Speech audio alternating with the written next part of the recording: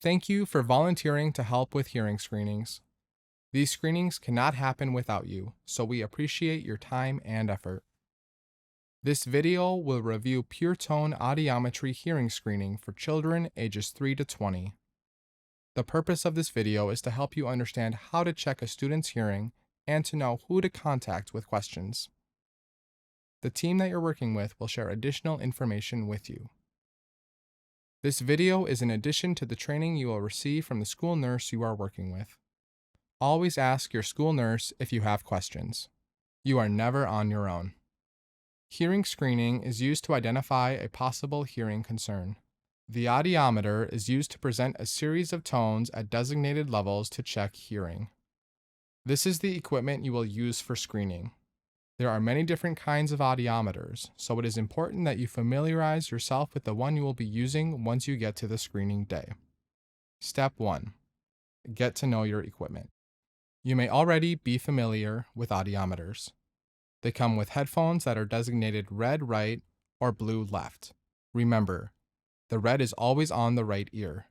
Red for right. Make sure that they are plugged in correctly with the red cord going into the red port and the blue cord into the blue port. You can also see that there are dials to change the hertz and decibels and a button for presenting the tone. We will review how to present tones later, but for now make sure you can see which dial is for hertz, which is for decibels, and where the button is to present the tone. It's a good idea to put the headphones on and listen to the tones so you know how they sound. Step 2. Setup for screening. Make sure the student is seated so they cannot see the audiometer or screener pressing buttons. The environment should be as noise-free as possible. Explain to the student what you are going to be doing. The examiner can say, "We're going to put on these headphones and you are going to hear some beeps. Some are very soft, while other beeps are louder. That's why it's important to listen carefully. Every time you hear a beep, raise either hand. Put your hand down when you no longer hear the beep. Remember, this is not a test. Just show me what you can hear." Before placing headphones on the student, lay the headphones on the table and set the audiometer at maximum decibel of 80 and the hertz at 2000, and have the student practice raising their hand so they may demonstrate understanding of what action to perform when they hear a tone presented. Make sure to remind them to put their hand down when they no longer hear the tone. If at any point the child does not understand the instructions, please stop, take off the headphones, and re-instruct the child. Step 3. Performing screening. When placing the headphones on the student, proper fit is critical for an accurate result. You want to ensure the headphones fit snugly on the child's head. Remove glasses, headbands, large earrings, etc. Also, if a student has a lot of hair, make sure it is pulled back and not under the earpieces. It is important for the center of the headphone to be placed directly over the opening of the ear canal.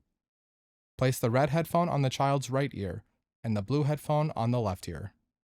Always start with a frequency of 1000 Hz, 40 decibels in the right ear once the headphones are on. This is considered a practice tone. The examiner can say before starting, "We will start with a louder beep to make sure you know what it sounds like." After they raise their hand, the examiner can say, "Good job. Now I'll do the rest of the screening without talking, but keep raising your hand when you hear the beep." Continue on with the screening tones.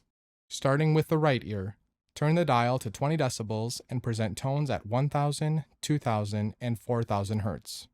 For students 11 and older, they should be screened at 6000 Hz as well. Present tones for 1 to 2 seconds and vary the pace that you deliver the tones.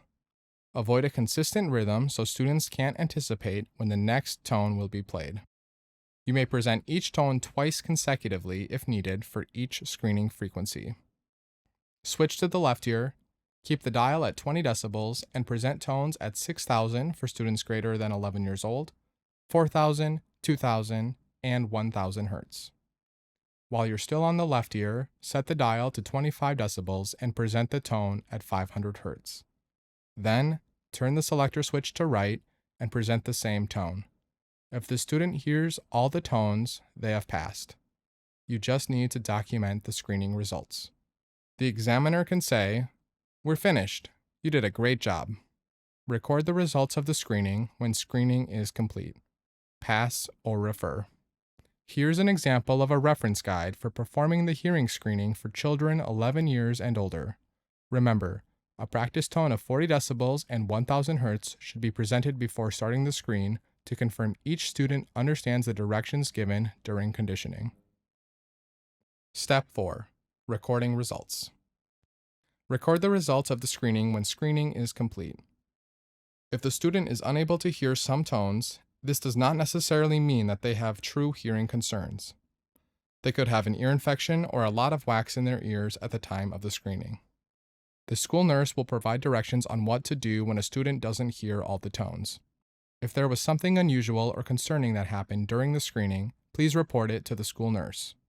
Here is an example of what your recording sheet may look like. In this example, the student was unable to hear 3 of the 4 tones in their left ear. The check mark means they heard the tone, and the circle with a line through it means they did not hear the tone. In summary, follow the steps we reviewed. Always get to know your equipment first. You should have the opportunity to ask questions and practice with the school nurse on the day of the screening. Set yourself up for success by making sure your environment is ready for screening and by pre-teaching your student the process of screening. Do the screening and use the tools given to help you, like the reference guide. And lastly, record your results and connect with the school nurse afterwards. If you have any questions or concerns along the way, please ask your school nurse. More information can be found in the MDH Hearing Manual. Thank you for your time and effort in helping with screening.